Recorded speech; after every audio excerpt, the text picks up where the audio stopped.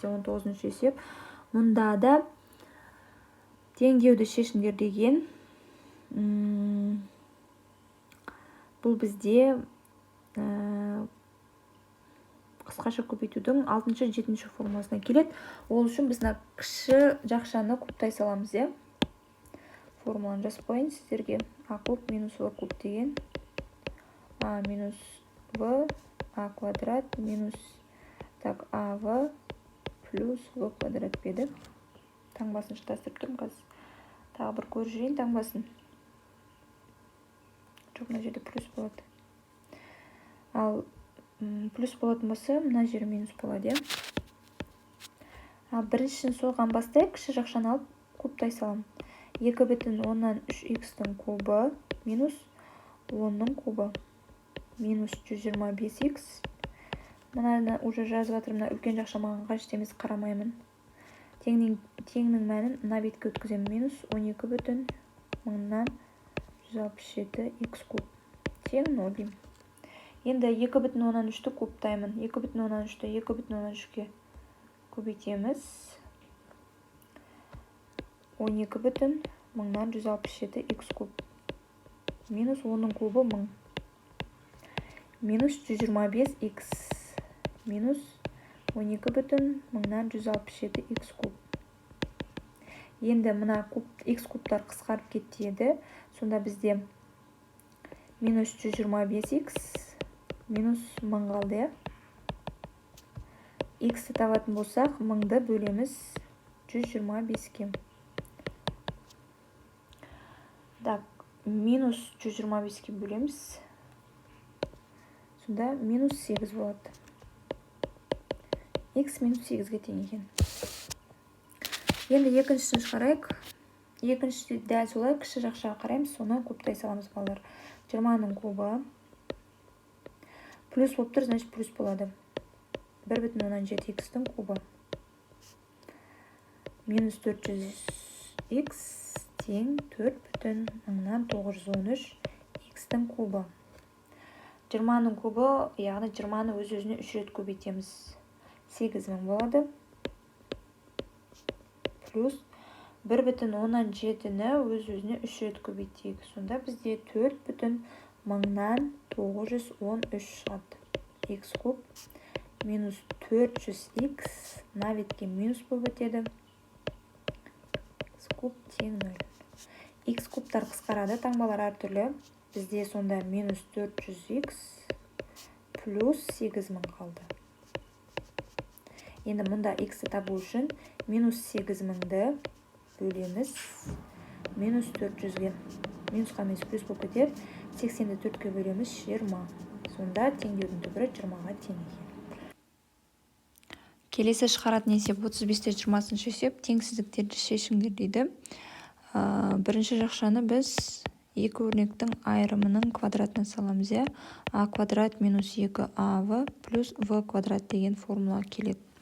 Сонда бізде болады 9х-тің квадраты 81х квадрат минус 2 көбейтілген 9х көбейтілген 7 плюс 7-дің квадраты 49 минус 10 деймізде.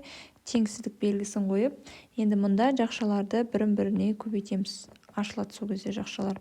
9х-ті 9х-ға көбейтсек 81х квадрат болады. 9х-ті 5-ке көбейтеміз, минус 45х. Плюс 3-ті 9-ға көбейтеміз енді. 27х болады. Минус 3-ті 5-ке көбейтсек 15.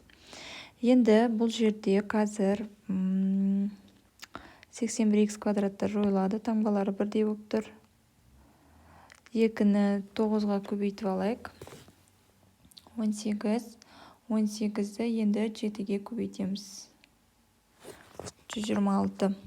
Минус 126х плюс 49-дан 10-ды азайтамыз 39. Теңсіздік белгісін қойайық. Мұнда минус 45 плюс 27 азайтылып кетеді. Азайтсақ 18 болады. Сонда минус 18х минус 15. Енді теңдіктің сол жағына х-тарды жинайық. Минус 126х плюс 18х болады. Теңсіздік белгісін қоямыз. Минус 15 минус 39 болады. Минус 126 плюс 18 азайтылады. Азайтсақ минус 108х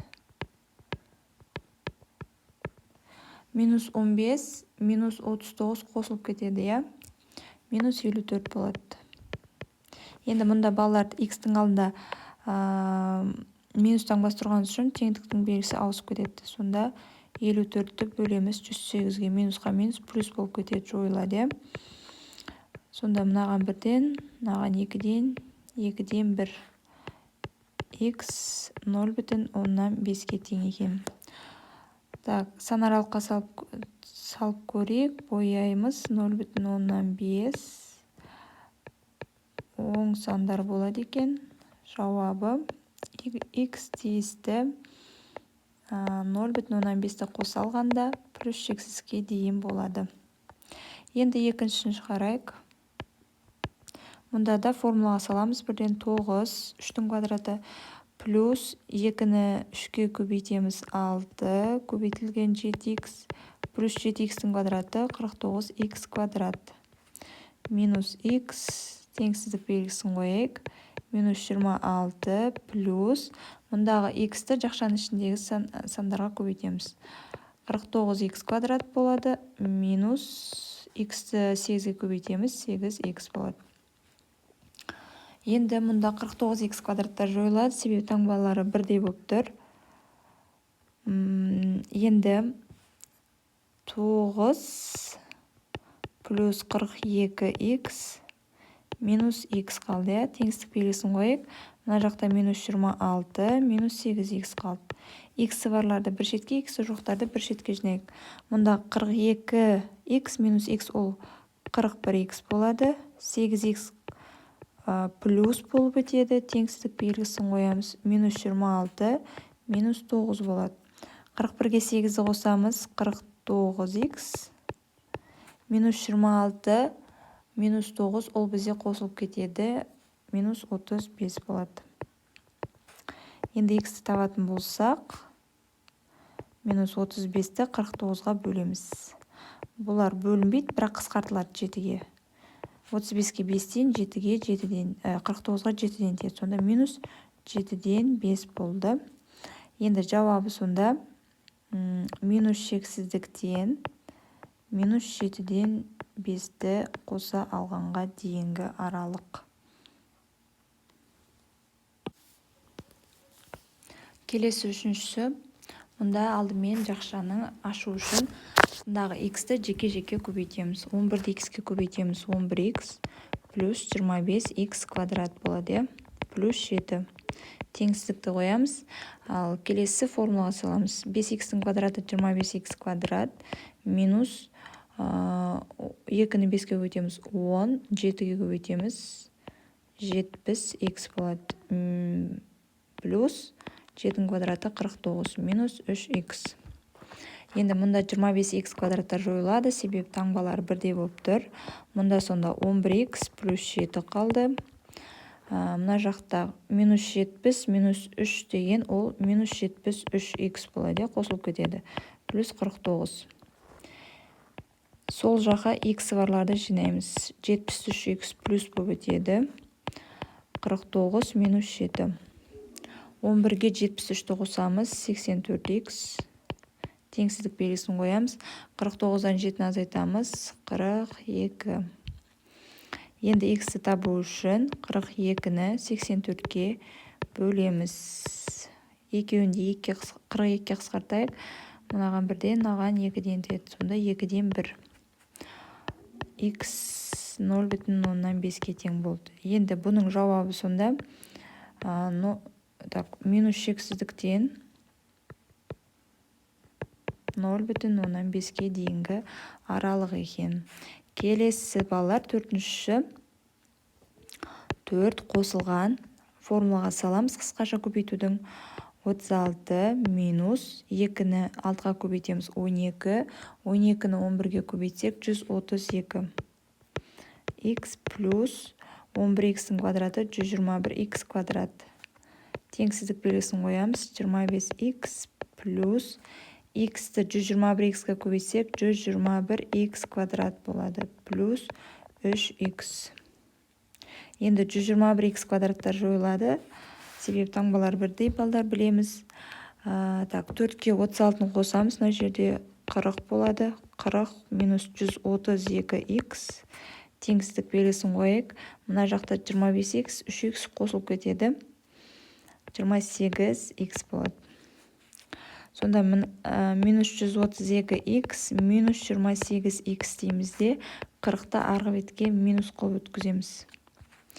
Минус 132 минус 28 екеуі қосылады. Минус 160x болады. X-тің алдында минус таңбасы тұрған үшін теңсіздік белгісі ауысып кетеді. Сонда 40-ты 160-қа бөлеміз. 40-қа қысқартамыз. Сонда 4-тен 1-ге тең болды. X кіші 4-тен 1-ден болып тұр. Енді ол деген сөз минус шексіздіктен 4-тен 1-ге дейінгі аралық. 4-тен 1-ді кейде 0,125 деп те жазады. Осымен біз 35-20 есепті аяқтадық. Сау саламатта болыңдар.